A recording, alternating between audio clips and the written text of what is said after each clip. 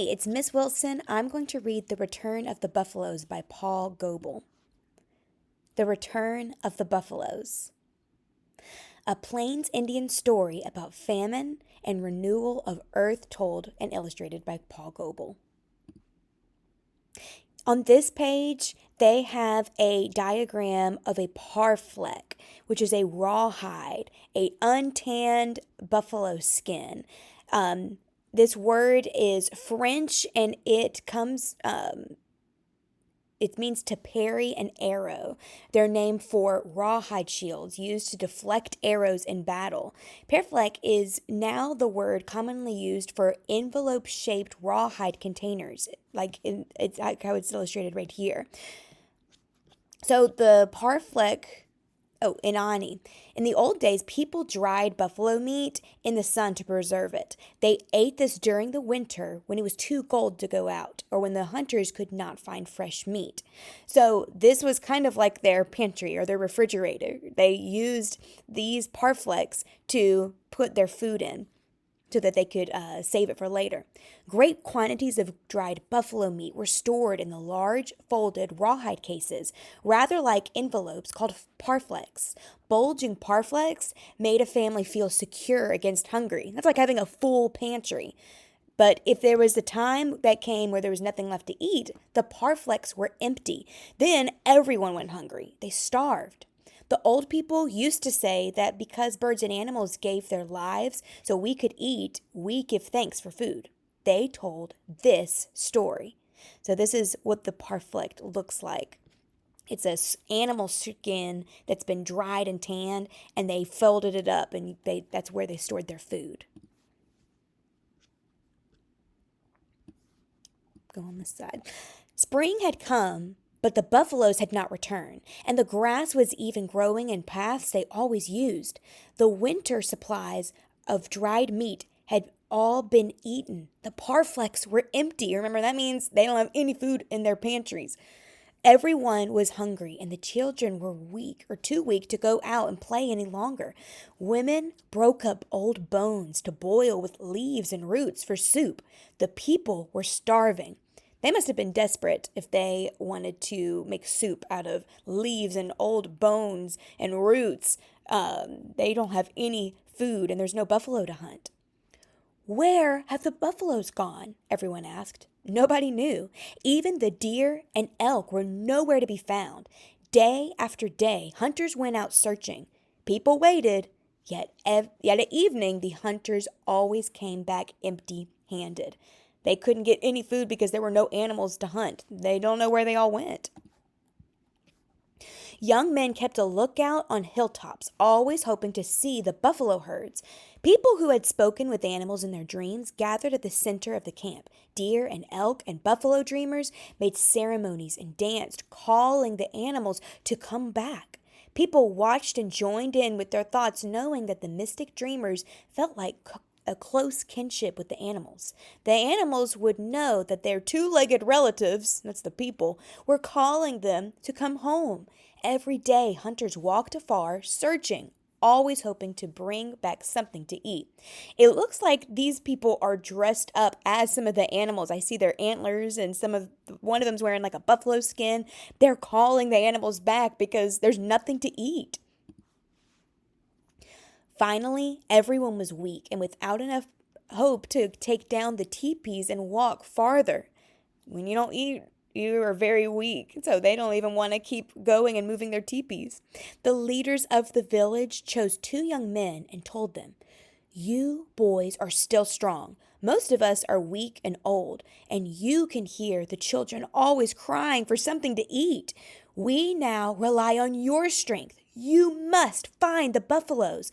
Go to the high hills, climb to the tops, and look out over the country, and come back when you have found the buffaloes. Try hard. We all put our hopes in you."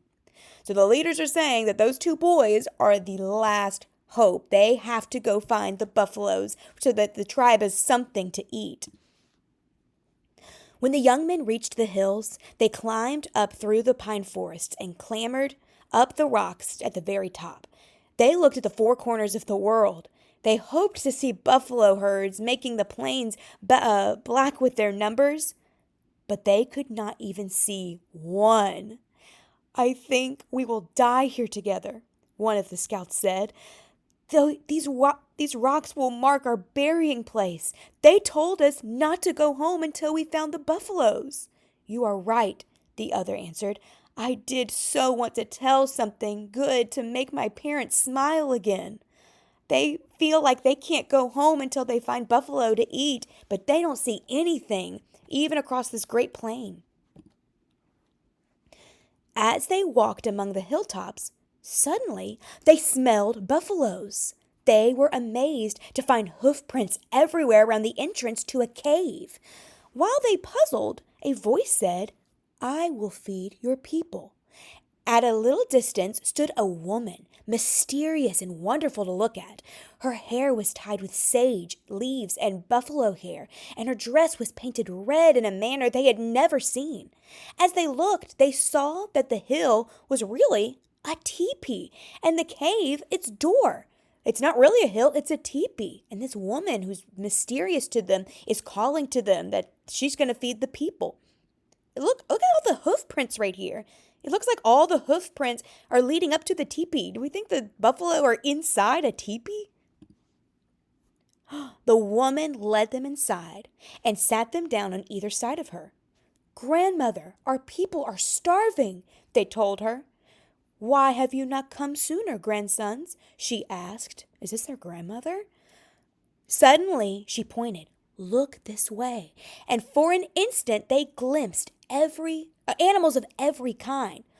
"Look over there," she said, pointing to an opposite direction, and for a moment the teepee appeared black with stampeding buffaloes.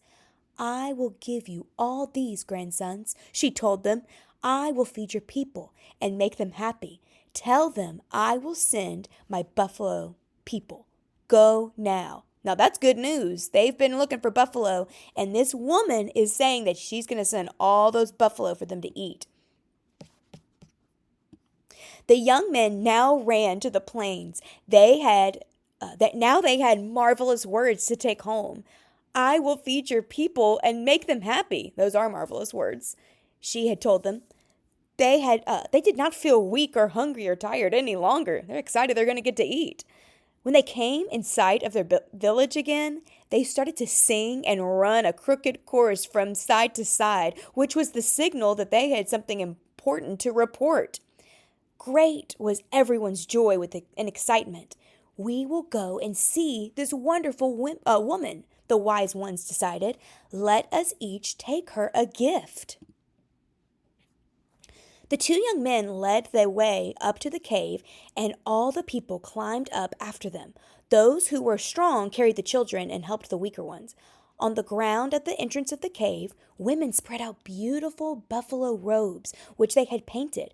People placed their gifts on the robes. Even the children gave their dolls or toys, and those who had none gave pretty flowers or stones. I can tell these people are really thankful that they're going to be given those buffalo because they're giving all of their most precious items. They waited. Nobody spoke. Even the camp dog sat quietly. Everyone's hungry. When the mysterious woman did not appear, they all walked back to their teepees. They were told that that woman was going to feed them, but so far they haven't seen any buffalo. Oh, that's a lot of buffalo. The sun went down, and again the children went to sleep without anything to eat. And then, during the night, everyone was awakened by a thunderstorm, drumming and booming in the hills. When the sound grew louder, they rushed outside and hammered in their pegs around the bottoms of their teepees and closed the smoke flaps against the storm. They are trying to secure their tent down or their teepee down so that the teepee doesn't blow away in the storm. But yet there was no lightning, no wind, and the sky was full of stars. That doesn't look like a storm at all, but it says they heard thunder. The rumbling swelled to a terrifying roar, and the ground under their feet trembled. "It's the Buffalo Nation," they cried. "The buffaloes are coming." That wasn't thunder they heard. That was the stampeding of buffalo. Oh my goodness, that's a lot of buffalo. All through the night, they came out of the cave, surging like a torrent down from the hills and rushing past teepees. The air was filled with noises of snorting and bellowing and thundering hooves. People crouched inside their teepees, hiding under their robes. Mothers held their children close, fearful that the buffaloes would knock down the teepees and trample them in their frantic rush. The huge beasts raced past, crowding upon another. Those who were brave enough to peep through the holes in the teepee covers became dizzy watching the multitudes hurrying by. As the sun arose, the teepee doors were thrown open. The wonderful woman had brought back the buffaloes. It was just as she had promised the young men. After the hunters went out and brought home meat, there was laughter again, and delicious cooking smells came from every teepee. I know they're excited to have food again. Wise men gave thanks for the food, and everyone had enough to eat. Even the dogs and magpies were happy. Later, they sliced the rest of the meat to dry in the sun, and the parflex were filled once again. Today, national park rangers take tourists down to the caverns to look at the strange and beautiful rocks deep inside the earth. People hear the silence down there and see the darkness. Sometimes they feel an extraordinary wind inside the cave. People say this wind is the breath of yet more buffaloes still somewhere down there, waiting for the mysterious and wonderful woman to let them out.